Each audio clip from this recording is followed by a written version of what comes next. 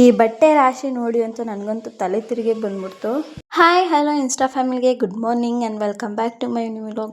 ನಾನು ಇದು 4-5 ದಿನದ್ದು ಒಟ್ಟಿಗೆ ಸೇರಿ ಹಾಕ್ತಾಯಿದ್ದೀನಿ, ಯಾಕಂದರೆ ಟೈಮು ಸಿಗ್ತಾ ಇರಲಿಲ್ಲ ನನಗೆ, ವೀಡಿಯೋ ಕ್ಯಾಪ್ಚರು ಮಾಡ್ಕೊಳಕ್ಕಾಗ್ತಾ ಇರಲಿಲ್ಲ. ಹಂಗಾಗಿ ಆಮೇಲೆ ಇಲ್ಲಿ ದೋಸೆ ಸೆಟ್ನೆಲ್ಲ ನೈಟೇ ರುಬ್ಬಿಟ್ಟಿದ್ದೆ.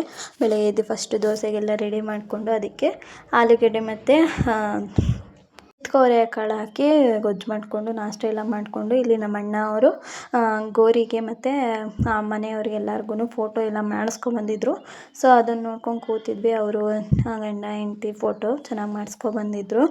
ಆಮೇಲೆ ಬಟ್ಟೆಗಳನ್ನ ಮಾಮೂಲಿ ಆ್ಯಸ್ ಯೂಸ್ವಲ್ ಒಣಗಿದ್ದು ಹಾಕೋದು, ಒಣಗಾಕೋದು ಮತ್ತು ಗುಡ್ಡೆ ಹಾಕೋದು ಇದೇ ಆಗ್ಬಿಟ್ಟಿತ್ತು. ಆಮೇಲೆ ನಾನು ಬೀರೋದೆಲ್ಲ ತೆಗ್ದು ಫಸ್ಟು ಅದನ್ನೆಲ್ಲ ಕ್ಲೀನ್ ಮಾಡಿಕೊಂಡು ಮತ್ತು ನೆಕ್ಸ್ಟ್ ಡೇಯಿಂದನೂ ಸ್ಟಾರ್ಟ್ ಮಾಡ್ತಾಯಿದ್ದೀನಿ. ಇಲ್ಲಿ ಉಪ್ಪಿಟ್ಟು ಮಾಡ್ಕೊಂಡಿದ್ದೆ ತಿಂಡಿಗೆ, ಬೇಗ ಆಗುತ್ತೆ ಅಂತ.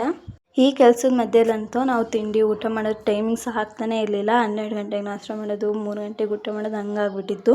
ಯಾಕಂದರೆ ಕೆಲಸ ಮಾಡ್ತಾ ಟೈಮಿಂಗ್ಸೇ ಹೋಗೋದು ಗೊತ್ತಾಗ್ತಾ ಇರಲಿಲ್ಲ. ಆಮೇಲೆ ನಿಧಾನಕ್ಕೆ ಯಾವಾಗಲೂ ಮಾಡ್ಕೊಂಡು ತಿಂತಿದ್ವಿ. ಆಮೇಲೆ ನಮ್ಮ ಮನೆಯವರು ಕೊಟ್ಟಿಗೆ ತೊಳಿತಾಯಿದ್ರು, ಹಂಗಾಗಿ ನಮ್ಮ ಮಗನ ಜೊತೆಗೆ ಇಟ್ಕೊಂಡು ಸ್ವಲ್ಪ ಹೊತ್ತು ಕೂತ್ಕೊಂಡಿದ್ರು.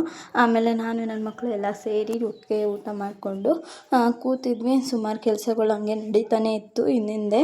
ಇಲ್ಲಿ ನಮ್ಮ ಮನೆಯವರು ಅವ್ರ ಮಗನಿಗೆ ಊಟ ಮಾಡ್ಸೋಕ್ಕೆ ಸರ್ಕಸ್ ಆಡ್ತಾಯಿದ್ರು.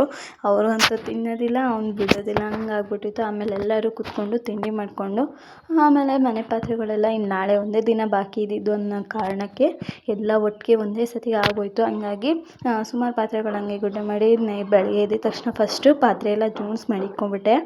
ಇನ್ನು ಆಗೋದಿಲ್ಲ ಅಂದ್ಬಿಟ್ಟು ಆಮೇಲೆ ಬಟ್ಟೆ ಎಲ್ಲ ಒಗ್ದು ಹಾಕ್ತಾಯಿದ್ರು. ನಾನು ಒಂದು ಕಡೆಯಿಂದ ಪಾತ್ರೆ ಎಲ್ಲ ಜೋಡಿಸ್ಕೊಬರ್ತಾಯಿದ್ದೆ, ನಮ್ಮ ಅತ್ತೆ ತೊಳೆದಾಕ್ತಾಯಿದ್ರು.